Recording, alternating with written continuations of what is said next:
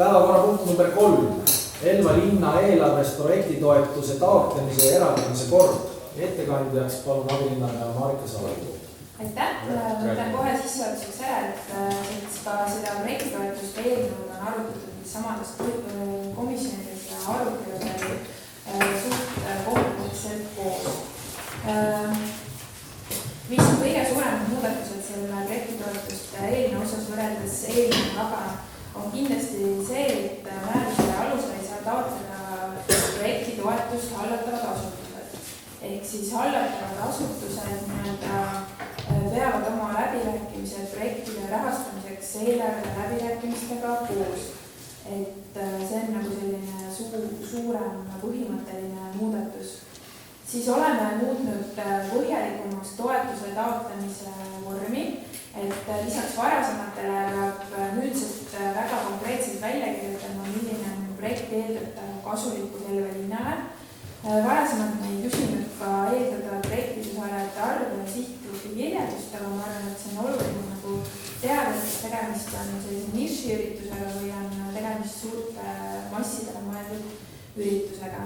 Ja lisaks on siis küsime ka projekti teavitusplaani, et varasemalt eelnõu mustandina ringles siin mõiste turundusplaan, aga see tundus nagu paljude kollektiivide jaoks hirmutav ja seega me panime sinna, et tegemist on teavitusplaaniga, kuna mõte on selles, et see, kes seda projekti tahab ellu viia, kirjutaks lahti, kus, millises kanalis ja millal ta plaanib oma projektist teavitada, ehk siis sellest suurepärasest üritusest saaksid ikkagi võimalikult suur hulk inimesi teada. Ja küsime ka toetuse eeldatavat väljamakse kuupäeva, et see on vajalik sellepärast, et vähendada bürokraatiat, et kui varasemalt on meil selline süsteem, et projekti saaja, kellele me raha eraldisime, siin lepingu ja kui ta seda raha kasutada, siis ta tegi väljamakse taotluse, siis nüüd ta seda enam tegema ei pea, sellepärast et lepingu sõlmimise käigus juba fikseeritakse see kuupäev, millal talle raha üle kantakse.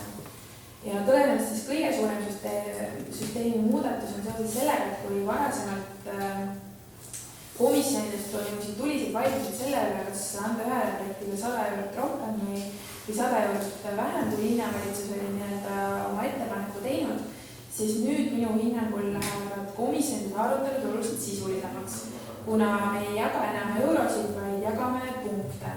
Et see eeldab, et komisjoni liikmed peavad põhjalikult tutvuma ja hindama projekti erinevaid tahke. Et siin on välja toodud, missugune tahk, kui palju punkte saab, et kõige suurem kaal on loomulikult projekti eesmärgi ja kirjelduse puhul. Ja lisaks spordi ja vaba komisjonist ettepanek viia sisse boonuspunkti süsteem, kus siis lisaks 100 on võimalik saada veel kuni 10 punkti, kui siis projektil on selline 5-aastane traditsioon või siis projekt on siis vabariikliku või rahvusvahelise mõõtmega. Ja nendes projektides siis moodustub pingerida, kuhu siis linnavalitsus märgib taha selle, kui palju konkreetne projekt rahaliselt toetust saab. Et need on üldiselt suuremad muudatused, mis siin on varasemaga võrreldes sisse viidud, et palun siis volikogul heaks kiita küsimusi siis vastama. Aitäh ettekande eest abilinnapea Marika Saar. Palun, kas on küsimusi nimetatud päevakorrapunkti kohta? Heiti Andani, palun. Esimene küsimus. Paragrahv 7, lõige 1, punkt 2. Et tegelikult, kui siin eelnevalt on kehtestatud hindamiskriteeriumid koos võimalike punkti summadega, mis mingi rea peale on võimalik anda, siis see punkt ütleb, et linnavalitsusel õigus vähendada taotletud toetuse suurust. Et kui läbi hindamise saab maksimumpunktid, et mis suva järgi linnavalitsus otsustab, et ei, me talle ikka seda summat ei anna. Et mis mõte sellel hindamisel siis üldse on? Ei, no selles mõttes, et hindamine annab ikkagi meile informatsiooni selle kohta, kuidas komisjoni liikmed on pidanud seda projekti Elva linnale oluliseks, et selle lausele mõte tähendab seda, et kui sina teed projekti, kus sa küsid 100 000 eurot selle projekti taotluseks, siis see ei tähenda et kui komisjon on punkti, siis linn annab kohe 100 000. Et linnal on ikkagi õigus toetada sinu projekti ainult 10 000. Ehk siis see, kui su projekt saab 100 punkti, ei tähenda, et ta saab automaatselt selle summa, mida sa oled küsinud, sest me peame ikkagi ju need rahasummad nii-öelda panema proportsioonid paika vastavalt sellele, missuguse summa ju volikogu kinnitab projekti taotlusteks. Et kui teie ütlete meile, et meil ongi raha ainult 30 000, siis me ei saa toetada 100 000 projekti. Et see on see lause, et see ei tähenda, et saab automaatselt 100% nagu, mis ta on küsinud. Anderson, palun. See on tegelikult ilmselt tuleb niimoodi välja, et selle viimase lause selles punktis peaks tõstma teise kohta, sest selles kontekstis sealt võtti 2 järeldada võib jah natukene vale sõnumi anda, et justkui see, et punktisumma osas tehakse töö ära ja siis on linnavalitsusel õigus toda tulemust vähendada. Et sellises kontekstis ta kindlasti ei ole mõeldud. Ta mõeldud, et põhimõtteliselt on linnavalitsusel kui toetuste otsustaja, sest pärast seda, kui on hindamine toimunud, otsused ikkagi langetab linnavalitsus, et tal on õigus vähendada see summat võrreldes sellega, mida on taotleda, et selle võiks tõsta kuskil teisi kohta. Võib-olla see lause lihtsalt panna nagu eraldi lõike. Jah, just eraldi lõikena, et siis ta on nagu selge. Lihtsalt selles mõttes, et see lõige 1 ongi jaguneb 2. Jaguneb selles, et volikogu otsustab kõigepealt ära selle suuruse, fondi suuruse ja sealt siis sellest fondist 5% jäetakse reserv, niiviisi, ja ülejäänud siis jaotatakse ära siis vastavalt nendele projektidele. Tõepoolest, et siin, no, et see ongi nagu linnavalitsuse pädevus selles mõttes. Kui, noh, muidugi igasugused asju saab erinevalt lahendada. Ma ei ütle, et seda ei saaks lahendada, aga praegu nii kiiresti selle välja mõelda, et millisest konkreetselt, et kui ettepanekud nagu ei ole, et kuhu ta kõige parem sobib, on väga raske öelda. Et siin põhimõtteliselt annab linnavalitsuse pädevuse selles lõige 1. Ma arvan, et siin on tõesti aitab, kui ta panna lõikeks 3, nagu teha lihtsalt see enter nii-öelda et siis ta võib-olla läheb ka selgemaks, et ma arvan, et see on selline kosmeetiline muudatus, et selles mõttes teha. Nad on ka sisuline selles mõttes, et ütleme siit järgneb võib-olla see, et väiksema rahastusega see projekt ei olegi jätkusuutlik ja siis ei täida projekti läbi viia ära neid tingimusi, mis ta peab pärast linnavalitsusele aru andma ja või see projekt läheb üldse väiksema mahuliseks, siis ta on justkui teine projekt, siis peaks nagu komisjon teda uuesti hindama hakkama. Kas, kui me tõstame selle lause linnavalitsusel on õigus vähendada taotletud toetuse suurus punktina number või alalõiguna punktina number 3 teisime siis, et kas see on... See ei ole siis täna punkti loetelu, aga see on selles mõttes, et ta jääb ikkagi praegusel juhul on ta ikkagi selle seotud selle nüüd jaotusega, mida linnavalitsus teeb sellised, see on see tema ülesanne, nii-öelda vastavalt siis antud siis nendele projektidele antud siis punktisummadele ta teeb selle jaotuse, et palju igaüks saab ja tõepoolest, nagu Marika ütles, et küsida võib kõike, aga me ei saa ju tegelikult seda, et ütleme, üks küsib kogu summat, me ei saa talle seda ära, siis me ikkagi peame ütlema, et me vähendame ja küsime ta, kas ta tuleb sellega välja, kui tuleb välja, siis otsustatakse vastavalt nii, et kui suure summa või ta üldse ei taha. Võib-olla lisada siia, et linnavalitsus õigus vähendada taotletud toetuse suurus põhjendustega, mis tagavad selle projekti elluviimise. Tegelikult ütleb ära taotletud toetuse suurus, mitte määratud, mida komisjoni poolt peab jääma prioriteetsus, muidu komisjonil ei ole mõtet käia, kui tema prioriteetsustab linnavalitsus muuta. Linnavalitsusel on õigus proportsionaalselt kõigil vähemaks võtta, kuna ütleme, et lõppsummas raha on vähem. Aga linnavalitsus ei saa muuta punkt 1 järjestust ja suurelt oluliselt proportsioone nende projektide vahel. Ta saab kõiki projekte proportsionaalselt võtta, kuna näiteks volikogu otsustas, et raha on vähem. Mina olen teil aru, kas... Siin ta teoreetselt saab.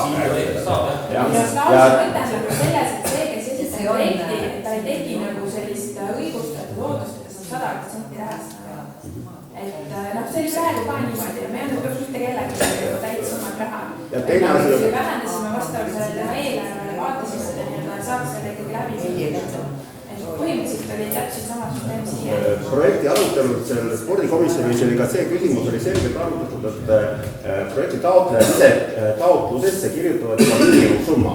See tähendab seda, et tõesti kui ütleme selgub rahalised suurused, siis on juba selge, et kui kellelgi ütleme see raha 50% ulatuses on võimalik talle eraldada ainult. Ja tema on kirjutanud sisse, et kui alla 60% rahastada, siis projekt kaotab mõtte. Aga see ongi see, et projekti taotluses juba taotleja ise paneb selle suuruse sisse. Siis rohkem jah. Kas me saame kuidagi kirjutada saab kõike veel. Kas me saame selle punkti nüüd prooviks selle eelnõu kuidagi vastu võtta? Mina isiklikult arvan, et see punkt ei ole eksitav ja pigem ka annabki informatsiooni taotlejale, et see ei tähenda, et ta saab 100% toetust, kui ta selle projekti esitab. Et sama hästi ei võiks seda lauset üldse olla, sest ma arvan, et võiks seal nii nagu anda. Sarle, kas sellise koolis minu hinnang on, et see on okei? Mina sellisena ta siia sisse panin. Jah, et siis on okei. Et lihtsalt selles mõttes, et praegusel juhul ta nagu sobib siia just selle linnavalitsuse pädevuse. Kui me teeme uuesti, me peame natuke selle kogu selle eelnõu loogika ümber mõtlema. Et kui see oleks olnud nagu varem, siis võib-olla tõesti oleks ta suutnud nii kiiresti, ma ei oska nagu teda õigesse kohta panna, et ta kogu seda õigusakti loogikat nagu välja kannab. Ühesõnaga sellisel minu kujul... ettepanek on usaldada linnajurist. Kuidas? Minu ettepanek on usaldada linnasekretäri. Ja on arvamust, kas on volinikel ettepanekuid, need, mis siin nüüd kõik tulid, 10-15 tükki, kas on mõnda ettepanekut soov hääletada? Oot, ma küsin korra, Marika, mul on meelest ära läinud, kas see ei välista seda, et reservi võib ikka jätta? Oli seal sees, jah? Varasemalt oli see, et osad komisjonid jätsid reservi, päris paljud ei jätnud, vaid jagasid kõik ära, siis nüüd ongi, et kogu sellest potist liigubki 5% reservi, sest elu on näidanud, et selliseid ettenägematuid projekte tuleb aasta jooksul ja siis me oleme selle ees, et kust me selle raha võtame. Selge, aitäh, Toomas Järveoja, palun. Mul on selline, mul on praegu ees 2007. aasta tabel, kus on taotlused ja eraldused. Et selles mõttes, kuidas näeb nagu linnavalitsus, kuidas me näeme seda korda ette, et näiteks on küsitud 1000, on saadud 3, on küsitud 324, on saadud 100, et need punktid, kas need punktid hakkavad nagu protsent tema taotlusest võtma või ikkagi jääbki nii, et linnavalitsus vaatab ikkagi, see subjektiivne hindamine igal juhul alles. No lihtsalt nüüd meil on komisjoni liikmete arvamus selle kohta, kuidas nemad seda projekti sisuliselt hindavad. Ehk siis meil on midagi toetada, ehk siis ta on natuke tagurpidina.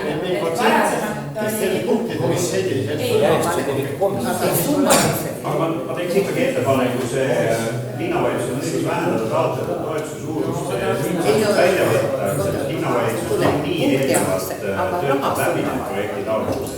Kui seal on nii-öelda põhjendamata kulusid, mis tihtipeale projektidesse sisse kirjutatakse, siis linnavalitsus põhjendabki need ära ja need ei ole selle projekti hädavajalikud kulud ja ta vähendabki seda summat. Ma küsin veel kord, et miks see lause sind häirib, ma ei saa sellest aru.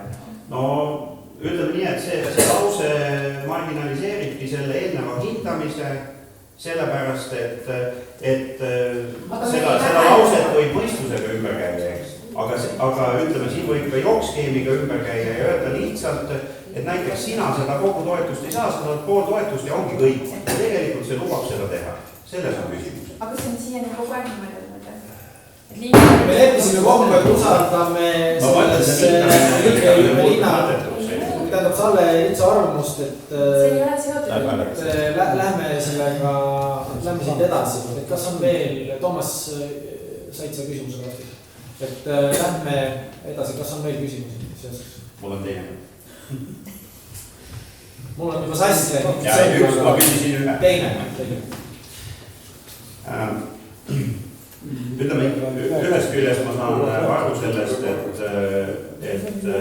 hallatavad asutusele määratakse juba eelarves nende vajamine. Et eelarveliselt on see nii okei. aga teisest küljest võtta seda, et hallatavad asutused näiteks lasteaiad tegid tihtipeale just nende projekti saavutamise arvelt projekte, mis olid suunatud asutusest välja, olid suunatud linnarahvale. Siis kui nad nüüd eelarve läbirääkimistele saavad mingi sellise projekti omale sisse ja siis tuleb projektitaotlustes projekt mingid vabaühenduselt, mingi analoogse valdkonna projekte, siis kas sellele vabaühendusele öeldakse nüüd, et sa enam teha ei saa, sellepärast et lasteaed juba teeb, või siis öeldakse, sest kahte ühesugust pole ilmselgelt mõtet korraga teha. Et siin kaob ära see võrdlusmoment, nüüd enne need projektid olid kõik nii-öelda komisjoni ees, komisjon hindas, võib-olla see vabaühenduse projekt on mingis mõistes parem kui see nii-öelda lasteaia või hallatavastuste tehtud projekt. Et siin nüüd enam igal juhul jääb kannatajaks nii-öelda kodaniku algatus sellisel juhul. Või siis öeldakse lasteaiale, et me lubasime küll teile eelarvesse, aga me võtame ta sealt ikka välja siis. Või kuidas ikka see ära reguleeritakse? No esiteks on see, et hallatavate asutuste projekti plaanidest me saame teada ju varem. Sel aastal on nii-öelda ülemineku aasta, kus tõesti me räägime praegu läbirääkimiste käigus ja järgmise aasta vajadusel. Aga järgmisel aastal nad esitavad lihtsalt meile juba juunikuu jooksul, siis info on meil olemas, info saab selle komisjoni edastada, et eks see tuleb töö käigus. Aga hallatava asutuse eelarvesse minev asi ei käi komisjoni ees käivad ainult selle alusel taotletavad asjad, et selles mõttes komisjonil ei teki võrdlusmomenti. No selles mõttes, et komisjon saab alati ju informatsiooni edastada ja millised projektid on toetatud nii-öelda hallatavate asutustele erinevalt sellest, et info tuleb enne ja kui hakkab üldse projektid esitada. Selge, aitäh. Kas on veel? Volinikel on veel küsimusi, palun. Kas on veel küsimusi, palun? Nimetatud päevakorrapunkti kohta küsimusi. Ilmar Särk, palun. Et see hindamissüsteem, et see tuletab kangesti meelde seda kopi hindamissüsteemi. Aga tekib küsimus, kas selmasugusel linnal on vaja niisugust, nagu öelda, utreeritud süsteemi, mis kuidagi seal punktid tulevad nii, et hinda, kuidas sa tahad, väga subjektiivsed. Seal on ikka väga subjektiivsed punktid selle hindamise juures. Ja see on minu meelest täitsa probleem ja näiteks mina küll ei kujuta ette, et Peedu korraldusselts oskaks siis nüüd kuidagi moodi endale välja kirjutada, mismoodi see on Elvale kasulik, kui Peedu korraldusselts näiteks kirjutab mingisuguse projekti. Sellised vastuolud on siin sees. Ma ei saa aru, kuidas see vastuolu on, kui Peedu korraldusselts teeb projekti Peedu elanikele, siis kuidas see ei ole kasu? No mis tähendab linnale kasu? Kuidas ei ole teete oma elanikele? Oma elanikele ei, aga see ei ongi kasu. Mingid nõued. Kuidas me seda hindame? Kas me anname 1 punkti või anname 10 punkti? Aga see ei ongi see komisjoni otsus ju, see ongi komisjoni liikmetel. Usalda sektori inimesi. Ehk siis kui ennem oli see, et me jagasime eurosid, siis nüüd me lihtsalt jagame kõik punkte, aga praegune süsteem eeldab, et komisjoni liikmed väga põhjalikult tutvuvad nende projektidega, sellepärast, et ei saa lihtsalt öelda, et anname talle 100 euri rohkem või vähem, vaid sa pead ikkagi olema läbi töötanud projekti erinevad aspektid ja sa tead, kas selle projekti puhul on kirjeldus vastabki sellele maksimumile või see eesmärk või ei vasta maksimumile. Ehk siis oluliselt läheb see sisulisemaks. Aitäh, kas on küsimus? Ma saaks kommenteerida repliigiõigus. Teine küsimus, palun. Repliigiõigus tähendab minule isiklikult jääb küll mulje, et Elva-sugusel väikesel linnal ei ole mõtet maakonda või suurt linna dubleerida. Punkte me võime jagada ka Mikitamäe vallast, et see ei ole üldse suurusega seotud, et see on põhimõttega seotud. Ehk siis ma arvan, et see ikkagi tasub proovimist ja läbi. See sõna õige proovima võib, aga... Jälle nagu alati. Aitäh, kas on veel küsimusi Marika Saarele? Võime rääkida siin pead. Oligi ausalt, meil on ette nähtud siin paragrahvid 27 ja 28, mis annavad väga selge ülevaate, mismoodi on volinikel õigus sõna võtta. Mina ei saa seda mitte kuidagi piirata, nad teevad seda vastavalt meie ette nähtud määrusele, siiamaani ma olen seda üritanud jälgida, kindlasti me ei saa niimoodi edasi minna, kui selle sõnaõigus on vahtu. et kas on veel küsimusi nimetatud päevakorra osas, Marika Saar? Päevakorra eelnõu vastu olla. Kui küsimusi ei ole, siis palun hääletada nimetatud eelnõu poolt. Kes on selle poolt, et Elva linna eelarvest projektitoetuse taotlemise ja eraldamise kord vastaval kujul vastu võtta, palun anda käega märku. Kes on selle poolt, palun tõsta käsi. Ma siis toetan ka. 13 poolt häält, kes on vastu, palun anda käega märku. 1 vastuhääl, kes on erapooletu, 1 erapooletu. Seega on nimetatud eelnõu otsus vastu võetud 13 poolt hääl.